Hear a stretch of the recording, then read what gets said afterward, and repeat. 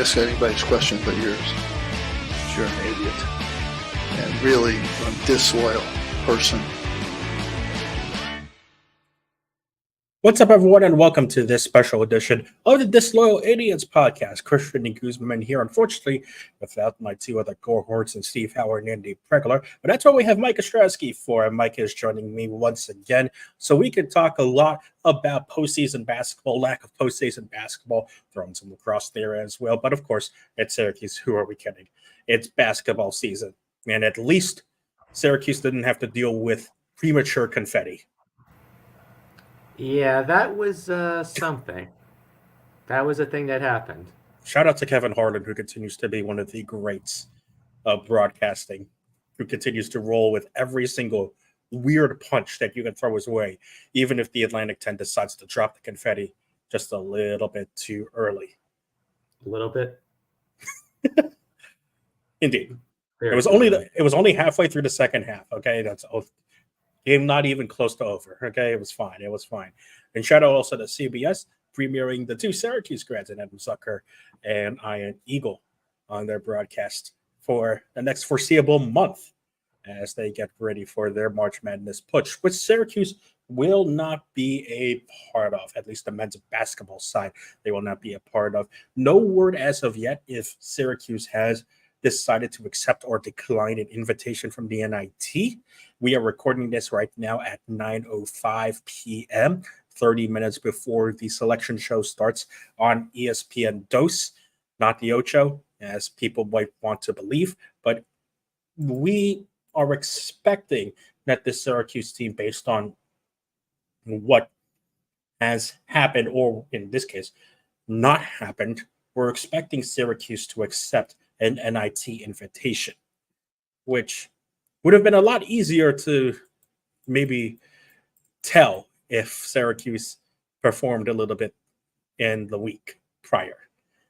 Unfortunately for Syracuse, it continues to flounder in the ACC tournament ever since the Orange have joined the conference once again, this time falling to the eventual surprise winners in the NC State Wolfpack. Congratulations to Kevin Keats for standing on the sideline, being the 5th-and-a-half player of the Wolfpack for every single game and winning because of it. I'm not salty in any way.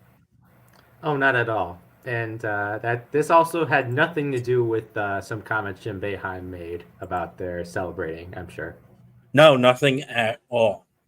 Well, at least America will now get to at least see for 40 minutes what DJ Burns is and how absurd DJ Burns is.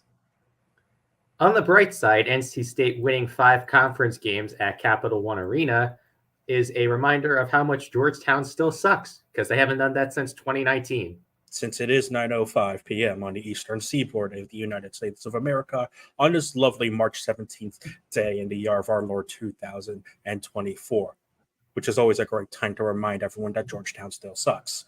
Yeah. When isn't? Never. And it goes to show you that also NC State did better than the Washington Wizards did in their own home arena as well, which is incredible. See, when the Sixers sucked that bad, at least they came up with a nice name for it, the process and all, and now the Wizards just suck. Well, unfortunately, because of what the Sixers did with said process, they kind of ruined the use of the term the process from hence on forward. Mm-hmm. But let's get to Syracuse's process, because Syracuse's process is actually just starting. The game against NC State kind of was just an amalgamation of the entire season once again, where the lack of depth and the injuries forced Syracuse to, again, turn to a bit more zone than they probably would have liked. The lack of size that Syracuse had availability to counter DJ Burns was apparent once again, which means Malik Brown, as good as he is defensively, just couldn't keep up with covering Burns one-on-one throughout the entirety of that first half. And eventually, NC State started knocking down threes. Syracuse started playing again a lot of iso ball, which is essentially, once again, just kind of the microcosm of Syracuse. Not only it's this year, but just kind of the past couple of seasons. And at that point, even though I think a lot of people could see there were a couple of ways a Syracuse miracle run could have happened, like NC State just went on, the pieces were never going to line up just based on the amount of ammunition that Adrian Autry had at his disposal. Yeah, when you have a 7-man rotation, and even of that 7-man group, it's hard to stretch out your 6 and 7 guys for very long just because of where they are in relation to the competition they're playing. It's not a great situation. And yeah, this is where we had been the past couple of seasons, where Jim Boeheim was intentionally only running about 7 guys. But at least in this time around, there was a much better effort to get more than 7 guys on the court. It was just a lot of bad injury luck. Again, the whole Benny Williams situation, who, by the way, is transferring, which is news to No, me. really. Yeah, I have to get that in there. If you don't know what we're talking about, just check the News Musician Twitter, and you will see my snarky response to that. Now we'll just pull it up right now. We might as well. You have to do that. Okay, we won't then. All right. Unless you want me to. Look, go ahead. If you're already doing it, go ahead. But guys, if somebody leaves, if somebody is dismissed from a program, they are going to transfer. It's not rocket science. It's not. I mean, I don't exactly have many great sources. I'm still in college, but I need a source for this one, ladies and gentlemen. I don't think a lot of people need a source for this one. No. Which is to your point. All right, back to the present, where NC State, the way that whole game went, it's a disappointing way to end any slim shots of making the NCAAs. But all things considered, I think this game before, what happened with Louisville, was the absolute worst case scenario for setting up that matchup with Syracuse, because that game was way closer than it should have been. And some of that has to do with both DJs. DJ Burns only played, I think, 11 minutes in that game. And then the other DJ didn't play at all. And then NC State said, okay, that we almost got bounced against one of the worst teams in the conference. We're not going to play like that again. And they didn't play like that again. It's incredible because legitimately, I think if NC State lost that game, I think Kevin Keats would have been fired. Yeah, absolutely. He would have been fired. And instead, NC State goes on a 5-game winning streak, wins the NCC tournament, and Kevin Keats gets a 2-year extension and another $750 into his pocket. No, $750,000, excuse me, into his pocket. Yeah. Who's his agent? I might need to give him a call. Me too. Yeah, give us a second on that. But yeah, that's great timing, I guess, is the best way to put it, to go on a run like that. But yeah, all things considered, like, I'll give the Wolfpack a ton of credit. They played extremely well the entire game against SU. I mean, like, yeah, some of it is obviously judo's forcing a bit, having to play hero ball, but at the same time, JJ couldn't get open at all. He wasn't taking shots. It's not like he wasn't just taking shots because he chose not to take shots. He didn't take shots because there were not shots to take. And then when you have JT, Justin Taylor, not really contributing on offense, Quadir Copeland very much had an off night too. He made some bad shots. They just could never really get back into the game once they fell behind around halftime. And so now it gets interesting, because one of the things that I think would be, at least in this mind for Syracuse, again, we haven't heard yet on Twitter, unless it's broken within the last 5 minutes, if Syracuse is going to accept or deny an NIT invitation. But there is an argument to deny an NIT invitation, like some programs have already done. St. John's and Pitt have already declined a NIT invitation. And a lot of that has to do with the fact that the portal opens up tomorrow.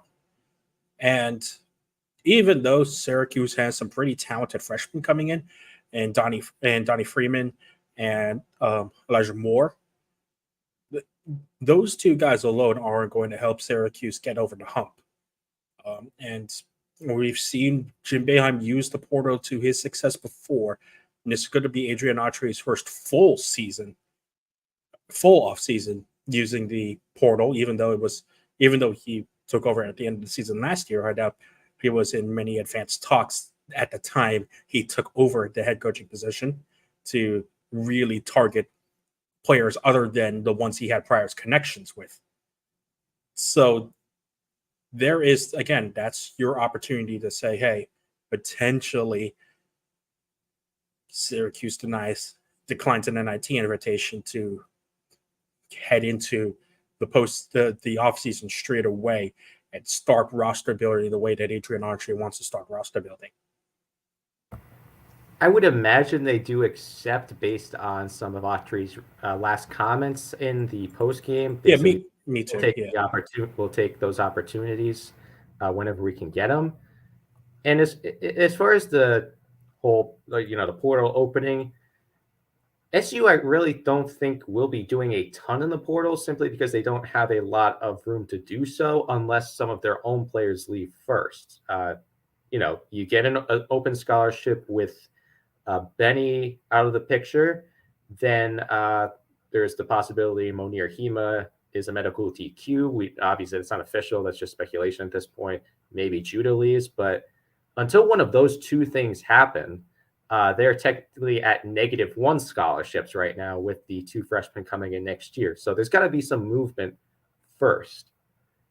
And some of that could be in the form of, does Peter Carey pack his bags for Binghamton or Canisius or wherever? He's just nothing against him at all, but he's just buried so far in the depth chart at this point. Yeah, he'll probably. I think he's the one guy that he's pretty much got one foot out the door already. It does seem like a return to Massachusetts for Peter Carey is very likely. Yeah. In some form of a Massachusetts school. Yeah. So it's a little bit more of wait and see in my eyes of how many scholarships is Autry going to have to work with. I'm sure there's going to be some quick conversations, especially down to some of his guys in the DMV area of who he could start reaching out to, see what kind of fits there are. But I would not expect a lot of movement. And I really do think, this is something we brought up in Slack a little bit earlier today. I think a lot of the current guys are going to stick around. I don't think Chris Bell's going anywhere. I think Whittier Copeland is going to be starting next year. I don't know if that's a really hot take, but what you think there was I think there was an argument as well.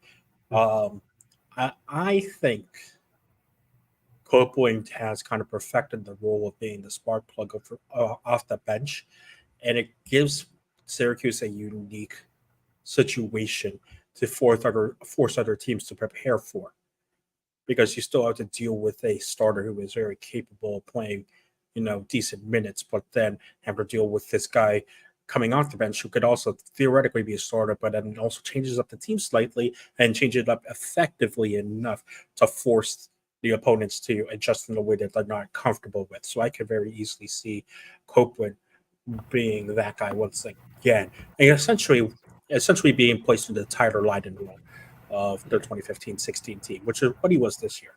See, to me, the spark plug guy you want is Malik Brown, because to all indications, a report by Donna over at Syracuse.com said he'll be back next year. I think he's your spark plug guy who he's been forced into starting at the 5, playing a bit out of position. But with Donnie coming in next year to most likely play at the 4, I think Malik stays as that first guy off the bench who still plays 25-ish minutes a night. They probably have some combination of Naheem McLeod and hopefully hitting the portal for another big. And I think that's at least it's at the top of my list, getting another big, especially with just even if Naheem comes back healthy, we saw you really still can't run him out for more than about 15 minutes a night. So get some quality depth there. Maybe Will Patterson gets into the mix, but again, you don't want to count on that before he's played a single game. I think it's got to be like you said, I think it's got to be a big that Syracuse looks for, because I think with a bit more, settling in the offseason, you have more coming in. You have Chance Westry coming off of injury. The shooting should get a bit more consistent, and that should kind of help Syracuse's offensive somewhat inconsistencies. The offense was pretty good down the stretch. there were definitely still some inconsistencies that could be solved with Moore and Westry getting into the lineup and developing those guys over the summer. But definitely, as we continue to saw, rebounding was a huge issue. McLeod's availability was a big issue. So yeah, big in the portal has got to be Syracuse's number one priority. We won't have to talk about the portal for the women's team though that much. Yeah. No, they are. How do I say this? Still pretty good. Yes, indeed. Felicia Leggett's squad, and only her second year at the helm of the Syracuse Orange, have made their way to the NCAA tournament, where Syracuse, at the beginning of the season, was projected to be a bubble team. Syracuse safely into the tournament as a 6th seed here in the Portland 3 bracket. No, we do not know what the numbers mean either, Mason. Shout out to my Call of Duty Black Ops 1 friends out there. So, into the Juju Watkins quadrant of the bracket. But more importantly, Syracuse will be headed to Storrs, Connecticut to play their first 2 games of the NCAA tournament. And assuming they get past the first 4 play-in game of either Auburn or Arizona, that most likely sets up a tasty rematch of the 2016 national championship between Syracuse and the UConn Huskies. Before we even get to that, let's again take a step back to recognize what Felicia Legette has done in her second year at the helm of Syracuse women's basketball. Because boy, oh boy, after the whole initial development with Quentin Hillsman, the season that followed afterwards, that season didn't happen. Yeah. Unfortunately, it did because I was on campus for it. I know you were as well, but that was my last year on campus for it. So it unfortunately happened for me. Yeah, but we just say it didn't. There was no interim head coach. We got FLJ 2 years ago. That one. Indeed. And even though Syracuse didn't make the tournament last year, they make it this year and make it comfortably, being ranked most of the year as well. This is a Syracuse team that is richly deserved where it's going right now. And congratulations to Felicia Leggett's squad, who look to be on a very, very exponential upward trajectory up in Syracuse right now. Absolutely. There was the chance a couple weeks ago maybe of hosting a game, but even with a bit of a rough finish to the season, losing at NC State to close out the regular season, losing in the ACC tournament, a surprise one and done, it was still a phenomenal regular season for them. The second most regular season wins in program history in FLJ's second year is nothing to pass over. And this is still a team that's built. I know they're going to lose Deja Fair after this year and some others, but the way that FLJ has put this squad together, I see no reason why she's not going to be able to reload them very well for next year. I don't want to get ahead of myself. They're still in a great position to do some damage this year, but they're in great shape. And as for this year, you alluded to, they've got to first beat the winner of Auburn, Arizona, and then they will probably have a chance to exercise some demons against UConn. Unfortunately, the last time you played UConn, you had Brianna Stewart on the floor. Now you have to deal with Paige Beckers, who, even though she's coming off multiple ACL injuries, is still a very good basketball player. Shout out Gino Auriemma and his pipeline of talent continuing to flow through the UConn Huskies. Yes, it's still fantastic. Still, I can hate UConn as a program, but I can't, as a school and everything, I can't deny that they have a phenomenal crop of talent every single year on both the men's and the women's side. That is one of the basketball capitals of the world right now. Oh yeah, of course. And Dan Hurley also winning the Big East finally for UConn. Relegating that league to a 3-team bid league. We could do a lot about that as well. I'm not going to go on a huge rant here, but I could legitimately do a whole 1 hour podcast just on how garbage this year's bracket is. I mean, the biggest before we get back to the women's side, just a quick hit on this.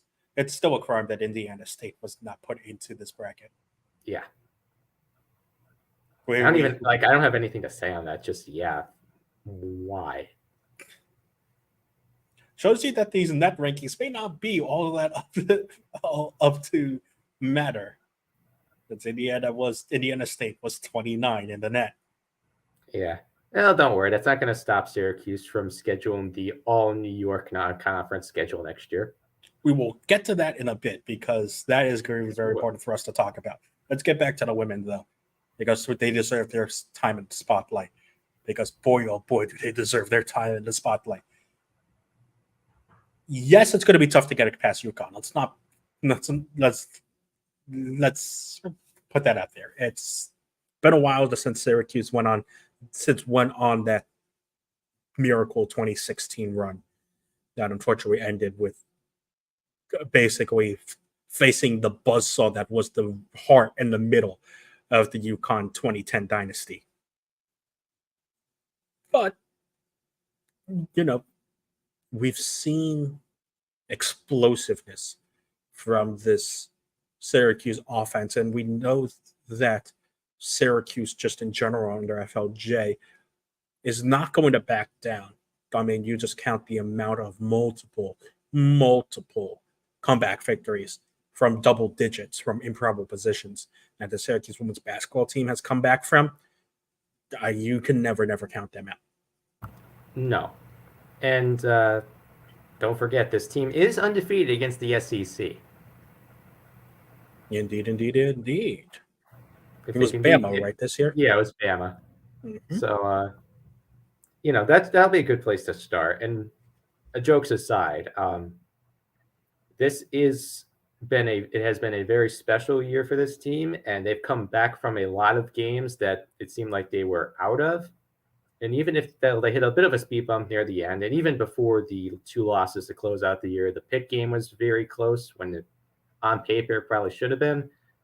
But Deja Fair hit a bit of a cold streak to end the year. She was her normal self in the fourth quarter of all those games, but in the first 3, she had a couple rough shooting performances. I highly doubt that in the playoffs themselves that she is going to stay as ice cold as she was for that very small stretch. This is a career-defining year for her before she eventually goes on to the WNBA. And when the lights are brightest, she has shown up hugely this year. Even in the NC State loss to help get the game to overtime, and in overtime, that was when she was playing her best in that game. Now that it is the postseason, I guarantee that we are going to see some more great performances from her. So the big question is, how is this secondary scoring going to be? And there's one big question mark, which I don't know if we have any update on. I doubt we do. Yeah. But I'm assuming we're talking about the same person. Yes. Isabel Verjao, I'm not sure if she is going to be available or not. She's been great underneath for Syracuse in the paint. But that remains to be seen. Yeah, because when she's been healthy and when she's been on the floor, she's definitely been a difference maker in terms of changing how teams have to operate offensively just because of her presence. Yes, completely opposite to the men's team. Having that size is a huge advantage for the Orange women's team. It allows them to both have the presence in the paint and to force more the defense inside to open up, both Deja, Georgia Woolley, a couple other shooters on the wings to get those good 3 shots. There is a wild scenario where Syracuse has a different big Brazilian on their team right now. Yeah. I mean, it is that Brazilian is probably in prime position to win her, second NCAA tournament, NCAA championship. But, we'll see. We shall see. I mean, let's be honest. That's probably what I don't think a lot is going to stop a South Carolina-Iowa championship. We can dream. Yeah, because that will actually that will be, if that actually ends up happening, that will be a highlight matchup. I think even more so than LSU Iowa from last year. I mean, yeah, I hope so. Like the way, a bigger picture step, real quick, as we're getting close to the break. Just women's basketball in general, the way the last couple of tournaments have gone has really drawn me in a lot, and I hope it's doing the same for a lot of other people. We've seen some incredible games, and especially the finals last year. So that would be a shootout for the ages in the championship game this year if it does indeed come to pass. So if Syracuse can't get there, which, come on, don't rule out another miracle run. We specialize in those. That would be a very interesting final, and why not? Yeah. Like this isn't. It's not like we're talking about the dynasties that aren't fun to watch. Cough, cough, Golden State. Cough, cough, the Yankees back in the '90s. All that good stuff. Sorry, but it's my listen. It is my thing to always rip into the team of that my co-hosts are supporters of. Ask the Q Sports Talk people I'm with on Tuesdays. No, yeah. Well, it's because you rarely have so much to talk about Pittsburgh nowadays. You've got your one glimmer of hope, which is the potential of maybe a quarterback that doesn't get stuffed by Arthur Smith play calling. It cannot be worse than Matt Canada. Arthur Smith would like to challenge that with free next day shipping. I say as this gets cropped and sent back to me in a couple of months when we're back to running jet sweeps or throwing screens to the third string tight end. But the real question is, will you pay for next day shipping, or will you take the free option to wait 1 to 2 business days for it? I mean, I've got Prime, so I'll do I'll do the free overnight, but it'll still show up in like 2 or 3 days, is what I'm saying. That is indeed true. So you don't need Arthur Smith's FedEx money. No. Well, I mean, if you're watching on Twitch, I'm not sure if we have a Prime button on Twitch. I don't think we do, but you could always help out Noons by one of the big ways is by helping support our sponsor of the Disloyal Idiots podcast, and that is Home Field Apparel. HomeFieldApparel.com is your one-stop shop for all your best and comfiest throwback sporting material and apparel.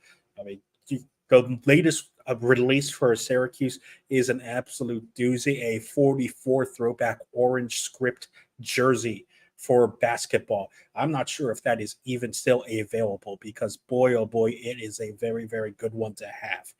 Please, if you want anything similar to your Syracuse-related apparel or any college apparel of your choosing, go to homefieldapparel.com and use the code NUNES23, NUNES23, at checkout for 10% off your first purchase. Once again, that is NUNES23, NUNES23, for 10% off your first purchase.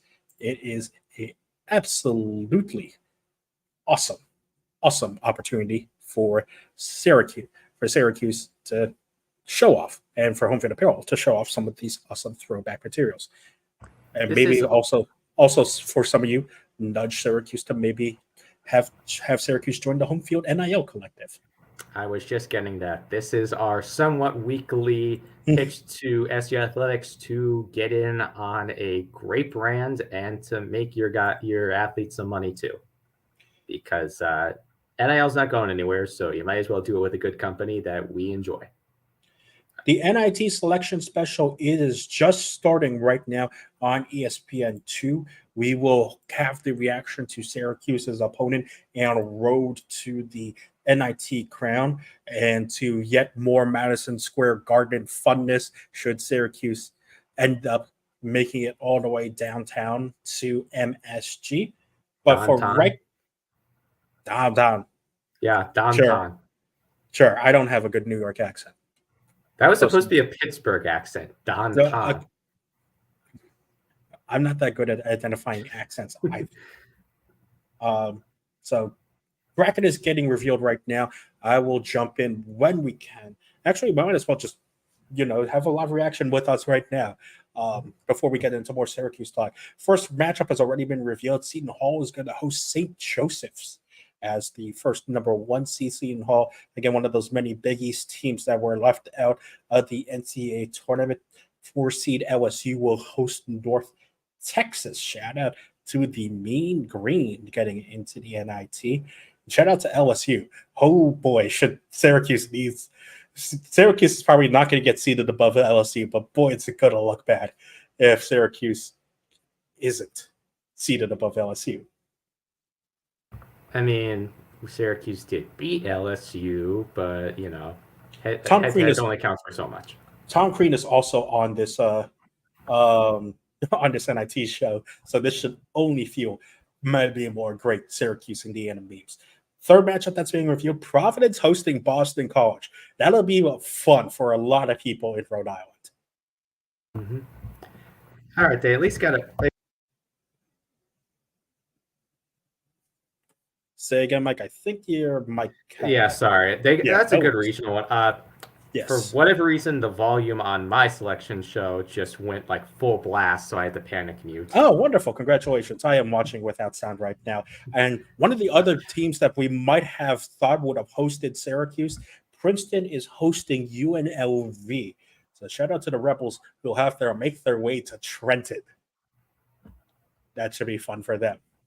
The former home of great AA baseball, and now I think it's like MLB Draft League. It is MLB Draft League. I still have a great Trenton Thunder shirt. I do love me some Trenton Thunder, even though Somerset's a fun location to play some baseball as well. I'm very, very sad that the Trenton Thunder are no longer members of affiliated minor league ball, even though the MLB Draft League is still fun as well. Second part of the bracket's getting revealed. Wake Forest is hosting App State. Though Wake Forest, again, another one of those first team out. That could be Wake Forest could have been potentially one of those teams that have snuck in if teams like NC State didn't steal bids. And also if the net rankings were a little more indicative, because they were up pretty high, if I remember correctly as well.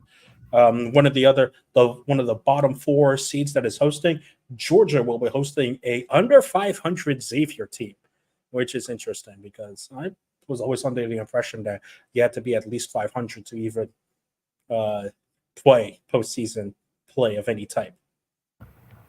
I mean, didn't SU get an offer 2 years ago and Boeheim turned it down? I don't remember. I don't think they even got an offer a couple years ago. I think that's what it was. I don't think they got an offer. But I think even if they did, I think, like you said, Boeheim probably would have turned it down if there was an opportunity, if they were given an opportunity. 3 seed is Virginia Tech. Another one of the 3 seeds is Virginia Tech. They will host Richmond. And so if Syracuse in a magical world does get a host, they will probably be a 4 seed. But again, it's not looking likely that Syracuse is going to be hosting an NIT game. Then we're just putting it out there. Bit of a bummer, but at the same time, it's good. It'll be good just for them to get this extra game, at least one game, and extra practices in. Final first half. Yeah, final first half of the bracket has been revealed, and Ohio State's going to host Cornell, and that's going to be fun for the Big Red to travel up to Columbus and play the Buckeyes. Unfortunately, I don't think they're going to send you. You'll be sticking to lacrosse. Yeah, no, I'm kind of here with my other job. That would be fun. That continues to give you heart attacks. Yes. Don't look up what happened, or do look up what happened at the end of the Cornell Princeton men's lacrosse game earlier today, because boy was it fun, but the rest of the game was not fun for one's blood pressure. Yeah, do look it up. It was an insane ending. And as someone who is slowly but surely being converted into the lacrosse fandom, I ended up watching like the full game highlights after you sent me that clip. And yeah. That's how your average week is going. But because while ESPN does some analysis before reviewing the other half of the bracket, we could talk a little bit about Syracuse men's lacrosse, because Cornell and Syracuse are very similar, with only a couple of key differences, mainly in goal and faceoff. Because Syracuse in goal and faceoff is much better than Cornell, but on the offensive defensive side, they're pretty similar. Explosive offensive attacks, but some questions on defense, especially for Cornell. I mean, you lose one of the best generational defensemen due to graduation in quite some time with Gavin Adler, off in the PLL right now. But they still have Cornell's Tortano Award finalist and CJ Kirst, one of the best ex-attackmen, and Michael Long, another member on the Tuatan watch list, a sniper in midfield, Hugh Kelleher, a dynamic freshman in Willem Firth. It's a lot of similarities to Syracuse in terms of what Syracuse has also done in their men's lacrosse side. And if you're looking for some positives for Syracuse men's lacrosse, other than not winning in overtime, second half. They just beat Johns Hopkins. I take that as a pretty good sign. Well, yeah, you take that as a pretty good step. Boy, was that game also very interesting. The step you should take is showing the defensive performance that Syracuse just had this week against Delaware, where they held Delaware to only 1 goal in the second half and absolutely blew out Delaware in the second half to completely run over that game. I believe it was 15-6, if I remember correctly, or something. 14-6, but yeah, 14-6. Still very much dominant performance. Because there was some of the second half, and they completely put the game away. Because if I remember correctly, that game was 7-6 Syracuse at halftime, and so it was an absolutely dominant second half. Owen Hiltz with 6 goals. If Syracuse gets Owen Hiltz going once again to support Joey Spallina on the attack, and also support Christian Roulette, who has been doing very, very well in his grad season with Lehigh. That's pretty good. Yeah, it was 6-5 Syracuse at halftime, and they had went on a 7-0 run to make it 11-5 total. I'm just looking up something right now because, again, for those who don't know, I call the Cornell games for their men's and women's lacrosse teams. Cornell played Lehigh earlier this year to open up their season, which means I got to saw who Syracuse might potentially take from Lehigh's attack once again in the offseason. And they have a guy named Scott Cole, who is on his way to potentially become back-to-back Patriot League Offensive Players of the Year. And maybe Cole Kirst and Christian Roulette can put in a good word to Scott Cole to check out a season with the Orange. Listen, I'll stop by Stompsy's office sometime this week and tell her to put a Newhouse grad scholarship on the side for him. Shout out to the Newhouse grad scholarships. You also got Kyle McCord, which is, pretty cool. Yes, that is. It's huge for recruiting, obviously, but that's just awesome that you get that. Newhouse has that pedigree still, that you get some very good athletes to come here just because of that too.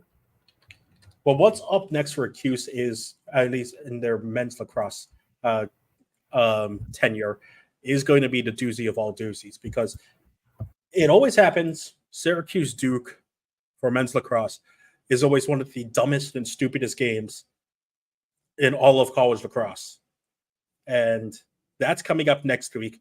And, a lot of eyes are going to be on that world to watch Joey Spallina tangle with Brennan O'Neill to try and establish who is going to, take another step forward in the arms race for the Tuatan Award.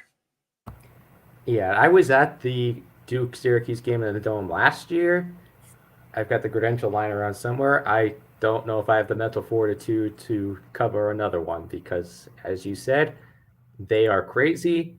They don't make sense with the sudden scoring drives that both sides tend to go on. But I highly doubt SU is going to hold them to 6 goals. This is most likely going to be a shootout, probably a 1 or 2 goal game right until the finish. And it would not surprise me if we have, we just had Owen Hiltz have a 6-goal performance. There's going to be somebody on both sides who has a 5 or 6 point game. The wild thing is that this is a midweek game. Wednesday at 7. Yeah. Yes. It's a midweek game. This is also, at least for me, a what the hell Dyson Williams is still in college game. Because, boy, I feel like Dyson Williams has been at Duke forever and ever and ever. And ever. This schedule for This schedule for Syracuse is not easy the rest of the way because you really only have Hobart as your easy game the rest of the way, because then you have, after Duke, it's Hobart, then Notre Dame, then Cornell, then UNC, then Virginia. Of course, for anyone wondering, I will not be commenting too much about Syracuse Cornell. I will be doing the Curb Street special of Keys to the Game.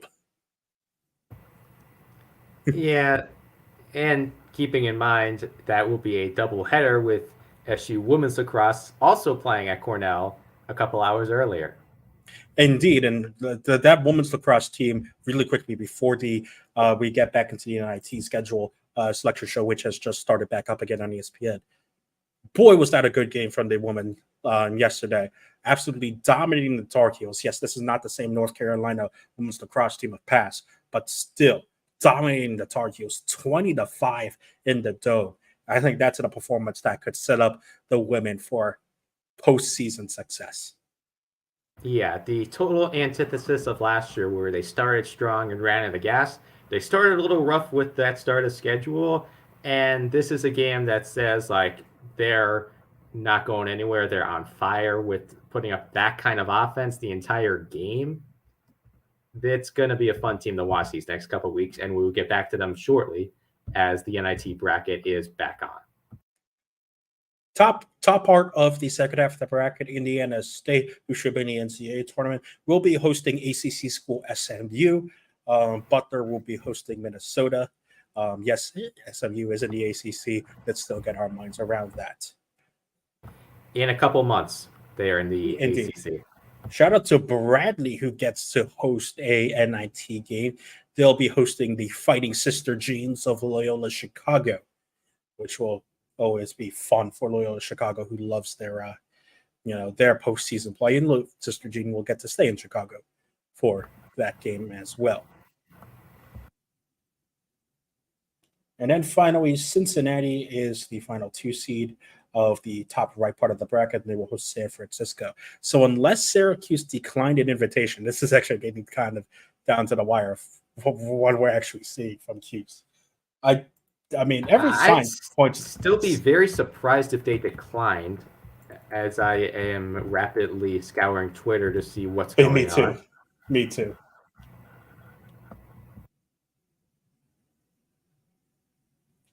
Before we get to Syracuse, just a shout out to Colgate as well, who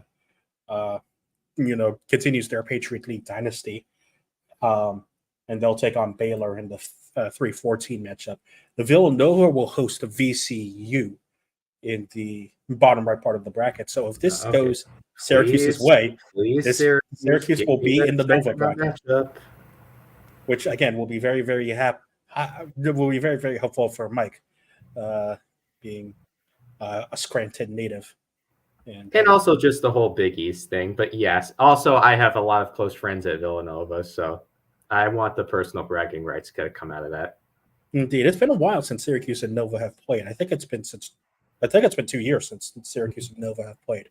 And it's not going to be Syracuse to start. UCF and South Florida get in. That will be a doozy. That will be a doozy in Central Florida.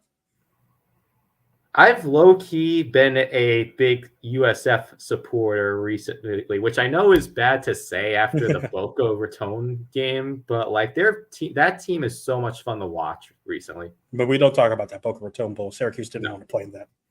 Iowa is up next as the 3 seed. They will host Kansas State. There's one more matchup left, and either Syracuse didn't get selected or Syracuse declined an invite. All right. Here we go. Don't know if you can hear the drum roll, but drum roll, please, everyone. This will also be good content if Syracuse didn't get selected or didn't get an invite. Yeah. Tom Crean, shut up. You couldn't figure out the sound.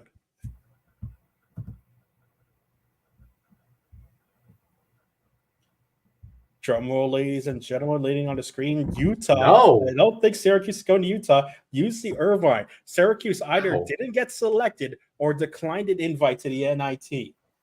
I am now going to search on Twitter to see if Syracuse had put out an announcement saying they were not going to participate in the NIT or not, because it seemed like Syracuse had everything they needed to participate in the NIT. And no, There is no statement that I can see. So it seems like Syracuse did All not right. get selected. Time for me to back things up a little bit because this is something that I believe was also in our Slack. Kevin sent something of Kyle Cuff basically posting next year's conference schedule, which was after the ACC tournament. So I didn't take that as, okay, we know the season's over. But now that this happens, it's making me think a little bit of they would have declined it. Exactly. That could also be a great. And that's a great point. And again, at least, like I said at the beginning, on the plus side, this allows Syracuse to hit the portal hard tomorrow because that's all they have to focus on. Unless for some reason Syracuse is hosting a CBI game. No. I legitimately forget that still exists half the time because that's the one that has like a buy-in, right? I forget. It's the CBI. No one really cares, especially if you're in a Power 5 school. So, and we could still I say would be surprised if it comes out that Syracuse was just flat out not selected for the NIT. Yeah, again, they won 20 games. I know asterisk one was against a D2 school, but it was still the best regular season for Syracuse in quite some time, and that's with a pretty stacked non-conference schedule. The tournament in Hawaii, which I will say for the nth time they should not have played in, and Oregon that they caught at a good time, but going into the non-conference schedule was not looking like an easy game. Well, I think you couldn't have done much with the Maui Invitational because again, something Matt Park posted on Twitter. These invitational fields get decided years in advance, and I think Syracuse just got unfortunate with where their program was versus where their program, where the other teams were, in terms of where those teams were in their program lifespan, you could say. So I think it's Maui, like Maui and Battle for Atlantis are always going to be events that if you get invited, you're going to want to go, no matter how good or bad your team is. And just unfortunately for Syracuse, they just got caught out at a bad time. So I don't think you could have done much about Maui. What we now get into is what we were teasing a bit about 30 minutes ago is our scheduling talk. Because what we saw the Big Ten do is allow their teams to schedule a lot of non-conference games that could raise their net rankings by blowing out non-conference teams. And Syracuse, at least in this first year under Adrian Autry, scheduled less non-conference games than they would normally have against with Jim Boeheim at the helm. Now, it didn't help that the non-conference games that Syracuse scheduled that should have been easy wins turned out to be close wins and wins that Syracuse scraped by their teeth. But given the resumes that some other teams have shown, Syracuse probably now should be scheduling more Niagaras, Canisiuses, Binghamtons, Siennas. Those Marist for the James Zuba special. Marist. I mean, Albany, if they want to make a trip up. Yeah, sure, throw Colgate and Cornell in there as well. But they should be scheduling more and more and more of those games to pump up their net rankings and make their non-conference look good. Absolutely. Fundamentally, I would disagree with that. Not obviously that's what they have to do. I don't like that's what they have to do. I wish it was. This is indeed true. Yes. I wish that it was you play a tough non-conference schedule that would mean more than, hey, we blew out teams that we're supposed to blow out. But if that's what they have to do to get the committee's attention, then Adrian Autry made the point back in his fall intro press conference to the start of the season on media day that he didn't make any of the schedule this year. I imagine he's going to get right on the phone with all the other New York programs, as you said, and start figuring out, get as many cupcakes as you can. It's not great to say out loud. It's not going to generate a ton of excitement early in the season when SU is ideally beating teams by 25. But if that's what they have to do, and then go into the bloodbath of the ACC to play in the March, then they're going to do it. Well, I think also it gives at least Syracuse, in the way that Autry coached, I think Syracuse could have used a couple more of those games. Not just for the resume booster, but also I think this was a Syracuse team that didn't come into the heart of their conference schedule as sharp as maybe some other teams have been in terms of knowledge of their identity and knowledge of their and knowledge of their responsibilities on the floor. Now, part of that had to do with injuries as well, because if you lose a 7'4" center and eventually midway through the conference lose a 6'10" power forward, that's going to change lineup responsibilities. Yes, I get that. But to get a bit more comfortable on the floor playing with each other, I think Syracuse could have used more of that, of those, throw-in games, you could say resume booster games, that Jim Boeheim loved to schedule. And I do agree. Like, forgetting about the net for just a second, because I realized you have to build around the getting a good ranking for the most part. Although, as we learned again today, the net is an absolute. I think you still want to have one or two early challenges. So of the 11 non-conference games, you figure like 9 super winnable ones, and then throw in 1 or 2 early challenges. I'm not suggesting they go try to play UConn at MSG, although 15-year anniversary of the 6 OT game would be nice.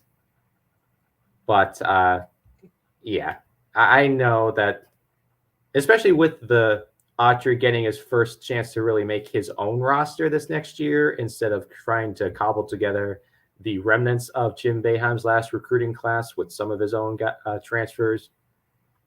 We'll see what goes with Donnie Freeman, and whether you have to imagine he's going to come right into a starting role, right? He's going to immediately come in and play the 4.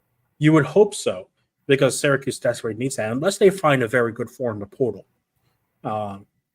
Which, if they do, more power to Syracuse.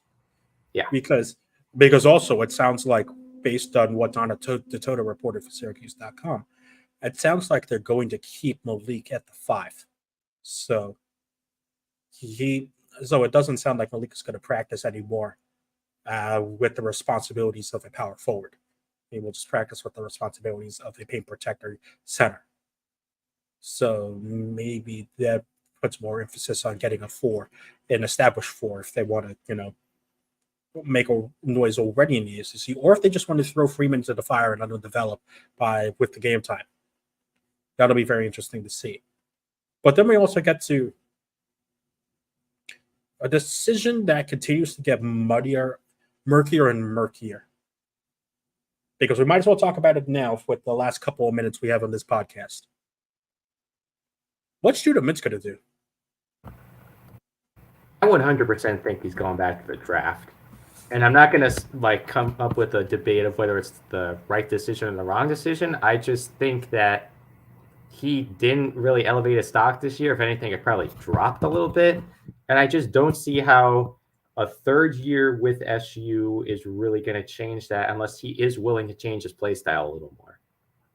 And at the same time, I don't think that necessarily looking to transfer and probably be in the same situation he is right now, of being the guy who's supposed to score 18 points a night and not really use his other skills as well as he could in a better system. Like, if he's transferring, again, big speculation, this is just hypotheticals and all. I don't necessarily think a team would be looking at him as like their second or third scoring option. He'd be getting calls from somebody who wants him to lead again. And while I do love what Judah does, his ability to get to the line so often, I think what would make him much more attractive to NBA scouts is to work on his shot and to show he can play, he can be a distributor when he needs to. So with the options that if you either get drafted or probably go to the G League and work on your shot there, or come back to a system that has had a lot of turnover the last 2 years, is probably going to continue to have turnover next year, or go for a complete wild card and hope that your next transfer destination works out, which we see when it sometimes doesn't, in the case of Jesse Edwards, who did play very well this year, but just a very awful situation. Just a very, very poor. Yeah. So that's my 2 cents. I think it makes, whether it turns out to be the right decision or not, I think the odds of Judah Mintz declaring for the draft and sticking with his declaration for the draft is what's going to happen. I think the odds are the highest for that. I wouldn't completely rule out a return, but again, it seems like just the way he's been kind of sort of teasing it in his post game the last couple of weeks, is his media availabilities in the post games the last few weeks. I'd say he's definitely at least looking to go through the process again at the absolute bare minimum. And more likely than not, he has played his last game as a member of the Syracuse Orange. So now we also wait on a Syracuse statement of some kind. Yeah, they're not good at doing those in a timely fashion. Well, I will say we will be ending this podcast shortly, so we will not be reacting to a statement unless it comes in within the next 2 minutes of what Syracuse has to say, or what Adrian Autry has to say about not being selected for the ACs, for the NIT tournament. Whether this was Syracuse declining an invite, or whether this was Syracuse outright just not getting picked.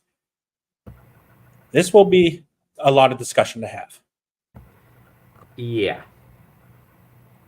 Now, I don't know if they just weren't on the graphic, but there was an ESPN graphic of notable teams declining, and SU was not on it. There was St. John's, Pitt, Oklahoma, Memphis, Ole Miss, and Indiana were the 6 that they showed. And SU has a higher net ranking than several of those teams. I'm not sure if Syracuse. It's weird that Syracuse hasn't put out an announcement yet. We'll know probably when we wake up tomorrow. But this has been a very, very interesting way to close out this week's edition of the Disloyal Idiots podcast. I do want to get in my usual spiel of football, because football. Well, no, hold on. Regular football, and then we'll talk about football. Okay. Yes, right. We do have a couple of things to talk about, because I did forget. Well, just mainly because the NIT discussion has kind of like just dominated everything. 2 important events are happening on the football side of Syracuse today, or not today, but this week. Well, if you're listening on Monday morning, then yes, it is happening today. Yeah. First Syracuse Pro Day will be Monday morning. I have basically 0 details of what that's going to entail, of who is going to participate in it, but I will be at the Ensley Center to hopefully do some live reporting on what is going on. If we'll see Garrett Schrader, probably Isaiah Johnson, the sole participant from the Combine this year, possibly some other guys who ran out of eligibility and will be looking to continue their professional careers. Maybe joining Andre Schmidt, let Schmidt happen in St. Louis with the Battlehawks. And then later this week, football spring camp begins on Thursday, which, again, we are waiting on some official word on what that will entail, what kind of access the media has to it, but we hope to be at every open practice between me, Christian, and some of the other guys on the noon staff. So we hope to give you some good coverage of what should be a very exciting spring camp with a current estimate of 95 scholarship players, which we have all joked, at least on Slack, that this is the most excited I think anyone's ever been for a spring roster reveal for Syracuse football. And also, this means absolutely nothing to most of the people listening, but to Christian it does. They have a choice between Citrus Banquet or the spring football game. And to me, it's not even a choice. I'm going to the spring football game because, Fran, you're selling me. I trust you're not going to disappoint with that. I also have a choice for that day. I will be unfortunately choosing the different option of attending the Cornell men's and women lacrosse senior days that day, mainly because I also call those games that day. Yeah, well, they pay you, so you have a legit excuse. This is indeed true. I indeed work for them. All right, let's wrap this up with the football news. Yes, let's wrap this up with the football news. The second most exciting tweet from the city of Orlando this fine evening. Oh God! Listen, it's all you. That's it. That's as much of a reference as I'm gonna make. I'm not talking about that. I will talk about this though. Shout out to Giorgio Kochevsky for making his MLS debut, the co-ACC midfielder of the year, continuing the Orlando City to Syracuse, or Syracuse to Orlando City pipeline, and may that pipeline continue strong, because boy, oh boy, it's fun to see Syracuse pros play in the MLS and eventually beyond. You've got so many great players like Kamal Miller, Abdi Salim, and now Giorgio Kochevsky, who have made their way through the Orlando City ranks.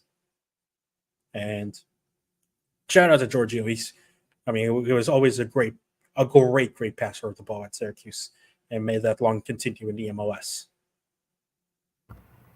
I hope it does. Completely, somewhat related.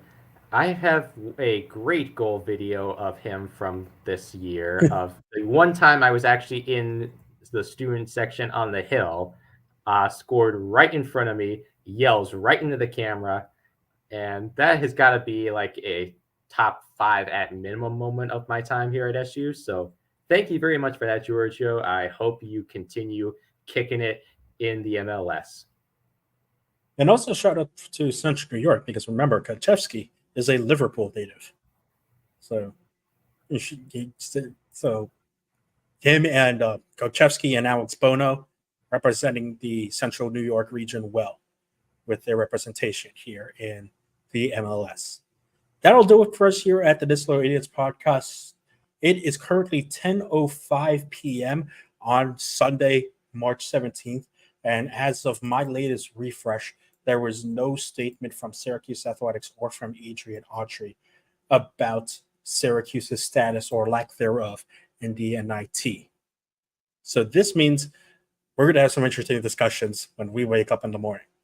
If you're listening on your podcast platform of choice, thank you as always for listening on your podcast platform of choice. Make sure you rate, review, subscribe, comment, so that we can trick the algorithm into expanding the Ottoman Empire. If you're watching on Twitch, YouTube, Twitter, Facebook, wherever you may be watching, thank you as always for watching on the live streams. We usually do these Sundays at 8 p.m., but because of the Women's Selection Show and the NIT happening at 9 and 9:30, at 8 and then at 9:30, we decided to push this one back to 9 o'clock so that we could do that live reaction to the NIT selection show and react more so to the women's selection that had just happened. But these will usually happen on Sundays at 8 p.m. A lot of off-season football and basketball talk coming up on the Disloyal Idiots podcast, as well as lacrosse continuing to be on full swing. But alongside Mike Ostrowski, thank you as always, Mike, for joining me. Hopefully we will see Steve and Andy at some point in the coming weeks. But as always, go Orange. Go Orange.